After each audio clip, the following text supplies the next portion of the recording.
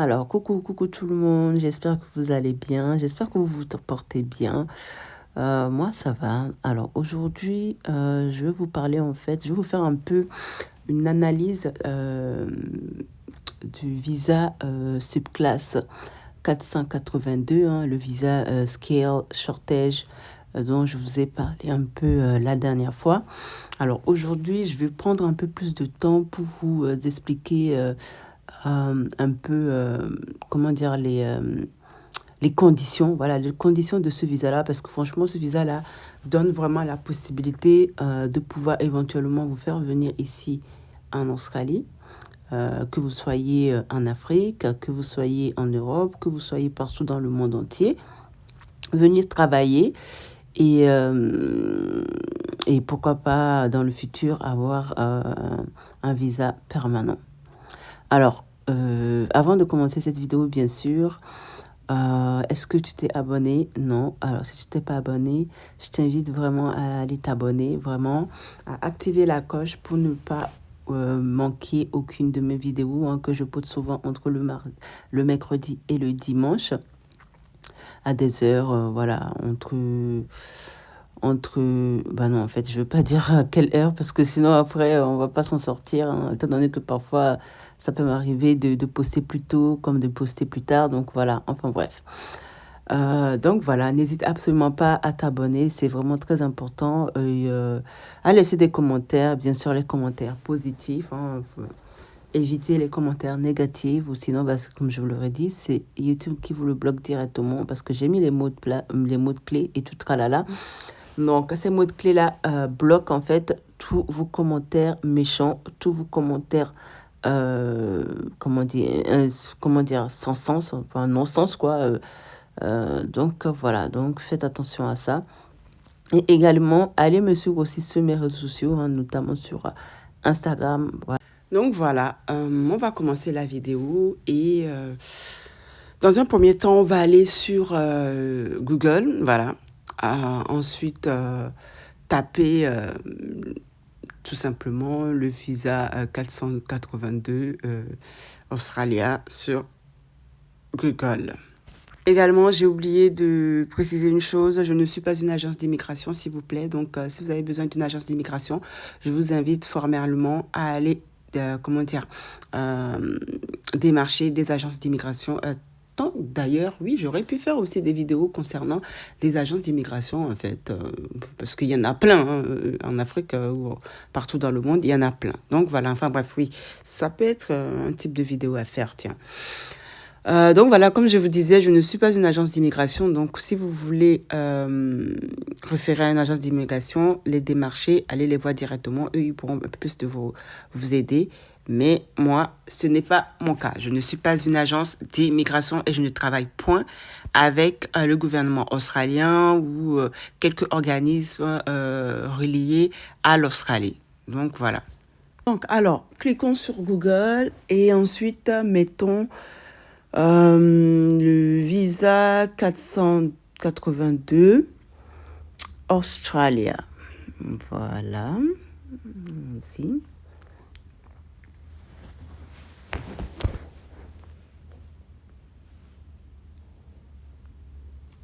Ensuite, ça s'affiche directement. Vous avez juste à aller sur la page imi-fair.gov.au. Ensuite, voilà.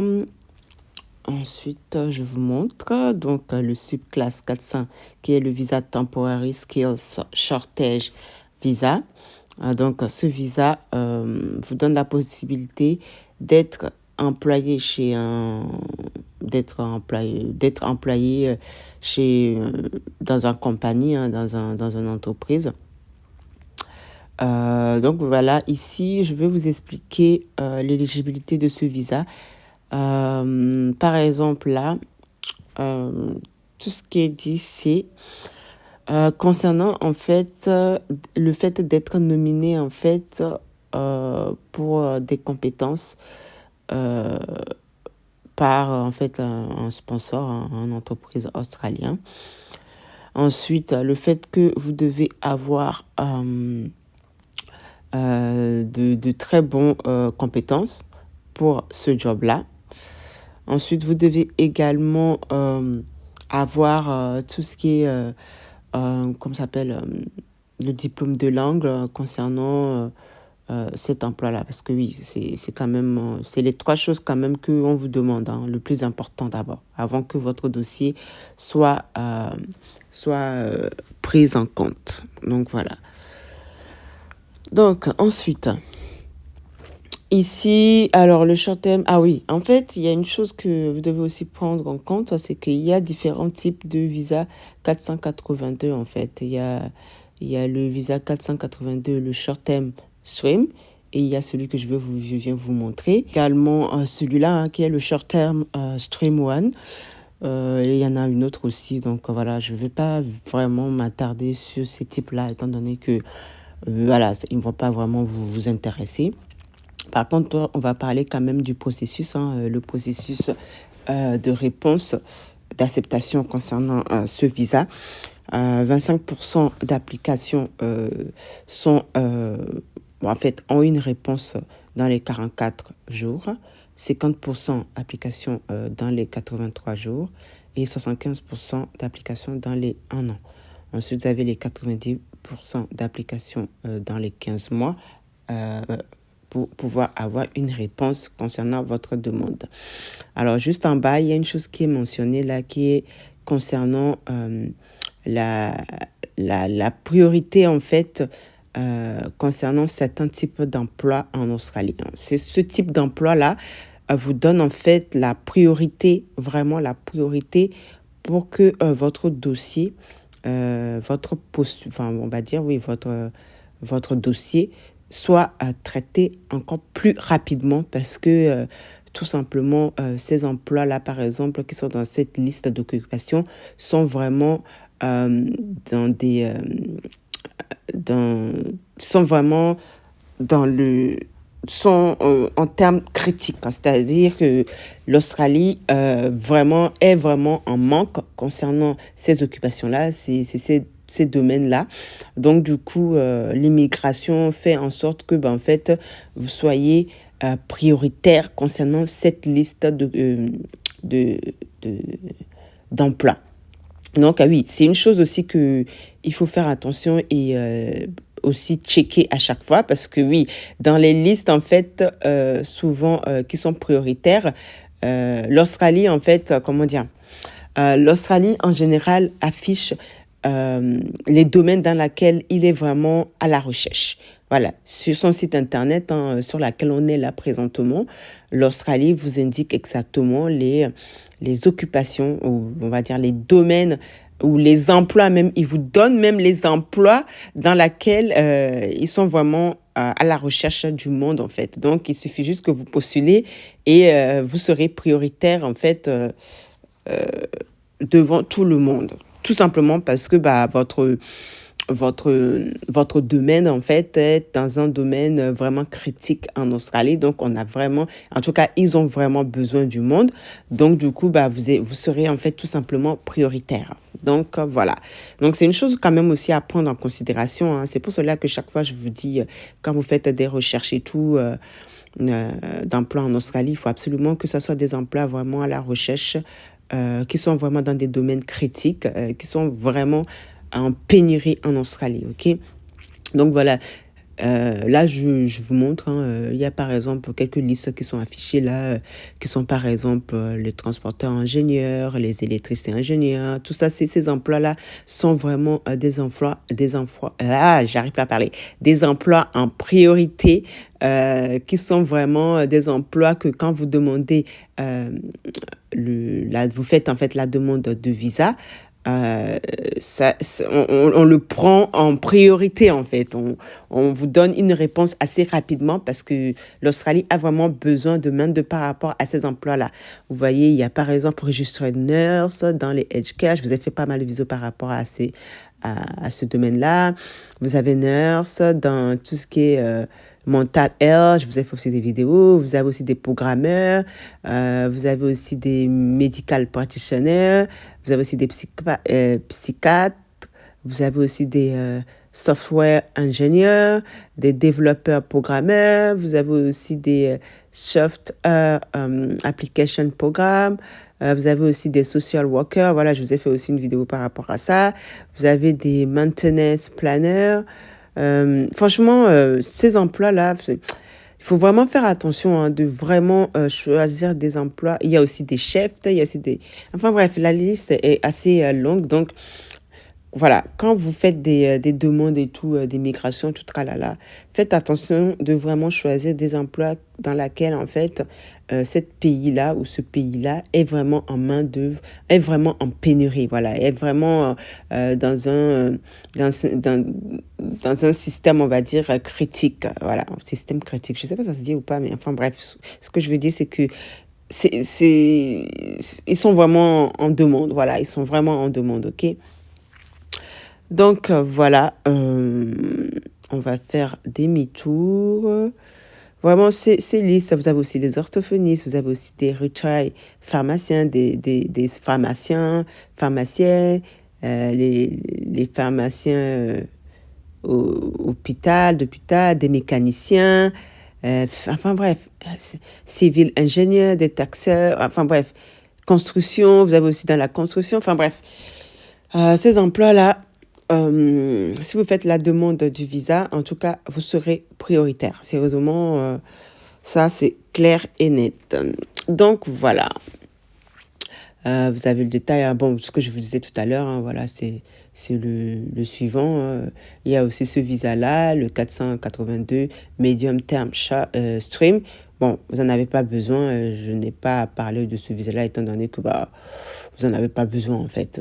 Le visa que vous avez besoin, c'est plutôt le visa normal, le 482 Temporary Scale Shortage. C'est this one. C'est celui-là que vous avez besoin. Mais celui-là, vous n'en avez pas besoin. Donc, on va quitter sur celui-là.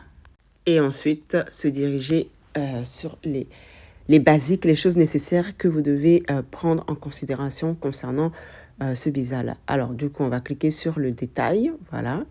Voilà la page qui va nous être affichée. Voilà, c'est la même chose que je vous ai dit là tout à l'heure. Hein.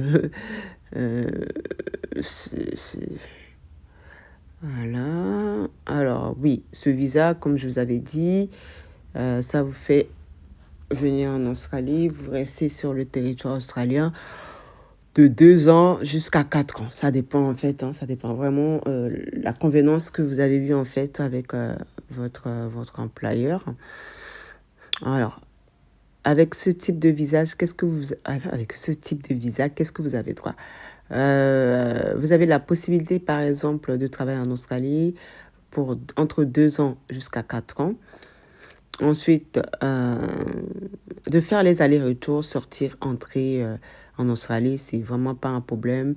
Vous pouvez voyager partout dans le monde entier. En tout cas, pendant que votre visa est valide.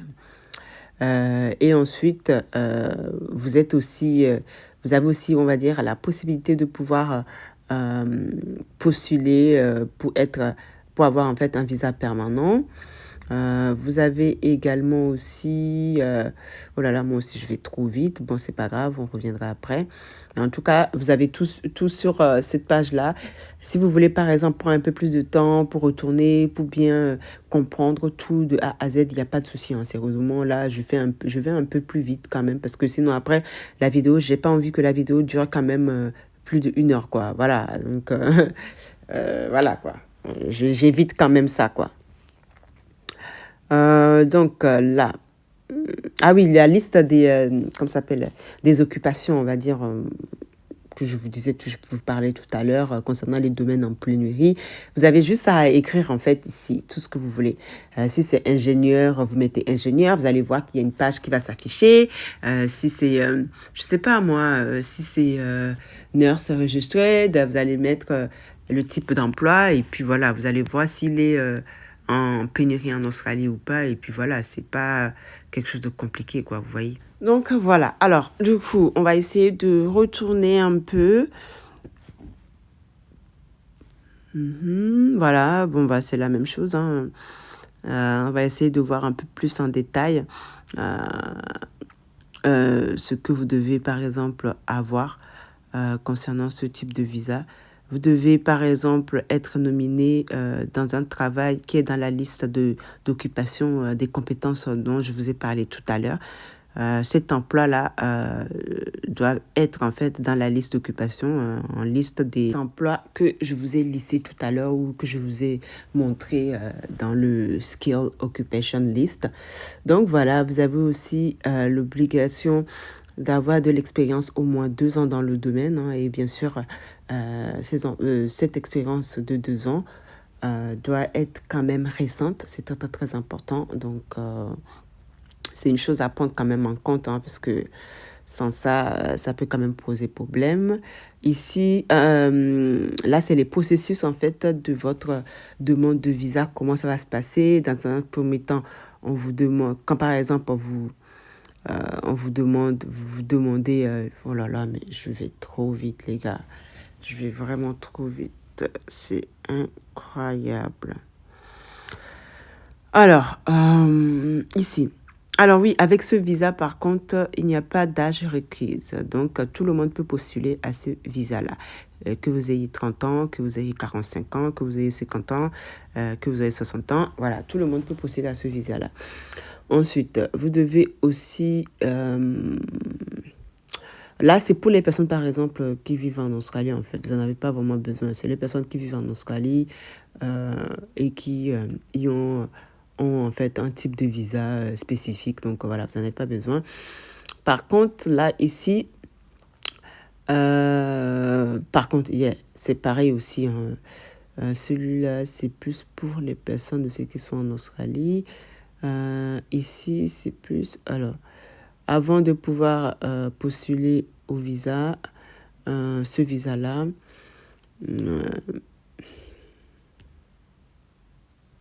ouais, bien sûr, ben voilà, votre employé est dans l'obligation en fait d'accepter en fait votre votre nomination. En gros, en fait l'entreprise doit vous nominer en fait et ensuite faire les démarches concernant le sponsoring. Donc voilà, ça c'est tout à fait normal. Mais franchement, je pense qu'il faut vraiment que vous preniez, vous allez vous-même sur le site internet et vous essayez de regarder vraiment ce type de visa, parce que ce type de visa peut être vraiment très intéressant pour les Africains, pour les personnes qui sont par exemple hors l'Australie et qui veulent par exemple immigrer en Australie pour travailler et s'installer après dans le futur en Australie, vous voyez. Donc voilà, j'espère que vous connaissez quand même, ce vidéo vous donne quand même des renseignements concernant le visa là, parce que je pense qu'il y a beaucoup de monde qui ne savent pas que ce visa existe. Mais oui, ce visa-là, comme je vous ai dit la dernière fois dans ma précédente vidéo, beaucoup, en tout cas d'Africains, se font recruter via ce visa-là. Et étant donné qu'en plus, en ce moment, il y a une annonce qui est passée concernant les recrutements et tout des immigrés et tout en Australie. En fait, en ce moment, l'Australie met vraiment en priorité les demandes de visa. Parce que là, comme je vous dis, hein, l'Australie est vraiment dans une situation critique, hein, vraiment dans une situation de pénurie.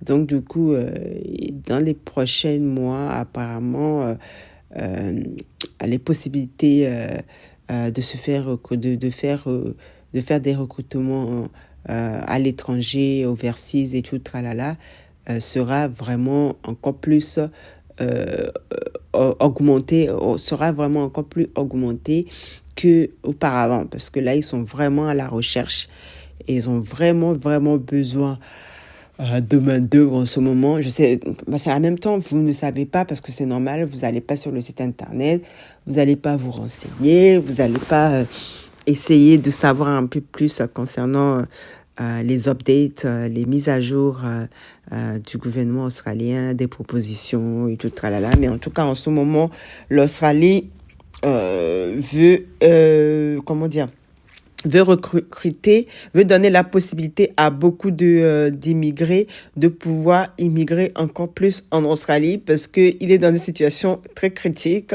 et très en pénurie. Donc, si c'est le moment pour vous de pouvoir postuler, de vraiment vous donner la possibilité, toutes vos chances de pouvoir être, par exemple, dans la liste des personnes qui veulent se faire... Oh là là, désolé, je baille. Oh là là, j'ai envie de dormir. Ah oui, franchement, faire des vidéos comme ça, je vous dis la vérité, ça me donne envie de dormir parce que je me dis, oh, si vous voulez, vous pourrez aller sur le site internet vous-même et puis vous renseigner. Vous voyez, il y a tout sur le site internet. Alors, ici, c'est par rapport à... Alors, ah oui, là, c'est l'assurance. Bon, de toute façon, oui, vous aurez besoin d'avoir une assurance concernant ce visa. Après, oui, il y a des entreprises qui peuvent aussi vous remettre aussi. Vous pourrez aussi être couvert par une assurance qui a été prise par votre employeur, mais tout dépend en fait de ce qui est écrit en fait concernant enfin, qui est écrit dans votre contrat. Voilà, Mais sinon, en règle générale, vous êtes quand même obligé d'avoir une assurance avec vous quand vous arrivez sur le territoire australien. Parce que oui, ça peut très vite vous coûter très, très, très cher. Donc voilà. Également ici, vous devez aussi avoir comment dire, les conditions concernant la santé. C'est très, très, très important. Ensuite,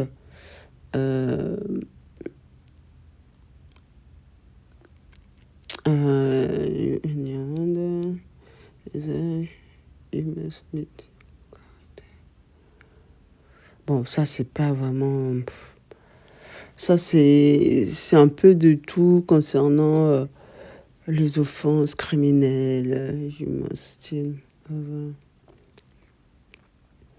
Et ça, c'est quoi?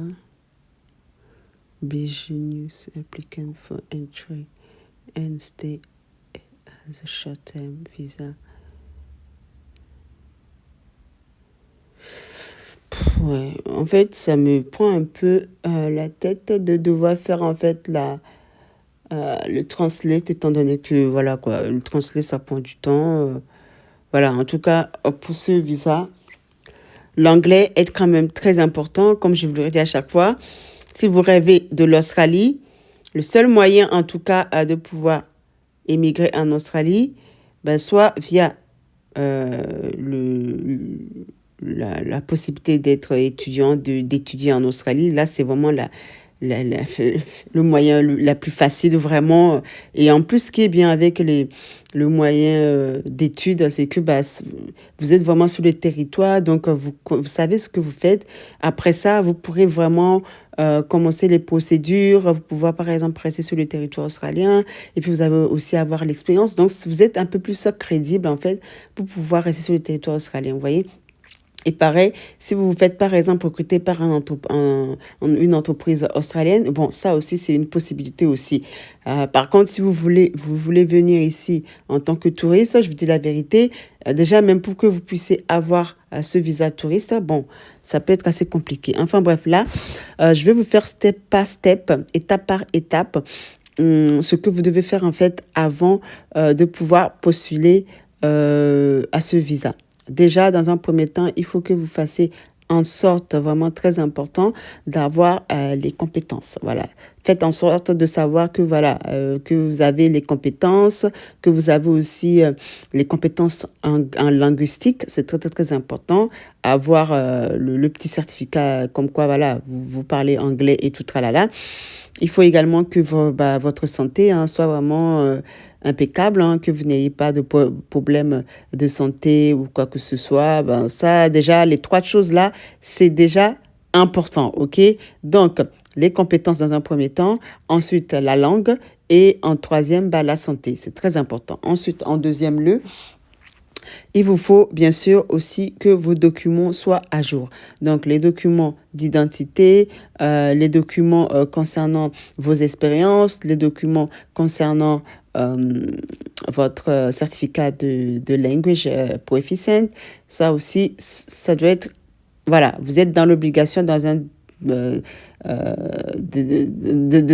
fournir ces documents-là, d'avoir ces documents-là avec vous pendant le moment où vous êtes en train de demander le visa. Ok, en troisième étape, vous allez tout simplement postuler à ce visa. Voilà, voilà, c'est en ligne, bien sûr. Hein, tout se fait sur Internet, en ligne. Tous les dossiers de visa se font en ligne sur les sites d'Internet sur lesquels on est présentement. En tout cas, concernant l'Australie, c'est comme ça. Et vous pourrez aussi le faire vous-même. Voilà, vous n'avez pas besoin de faire avec quelqu'un. Mais bon, si vous avez besoin de prendre une agence d'immigration, pourquoi pas. Mais en tout cas, c'est quelque chose que tout le monde peut, enfin, tout le monde a la possibilité de pouvoir faire tout seul s'il en a envie. Ensuite, quatrième étape. En fait, le gouvernement australien va vous faire savoir après si ils ont reçu votre application et tout tralala. Ensuite, en cinquième étape, le visa, voilà, il vous explique tout simplement que voilà, vous pourrez être à l'extérieur de l'Australie pendant le moment où vous êtes en train de postuler à ce visa-là.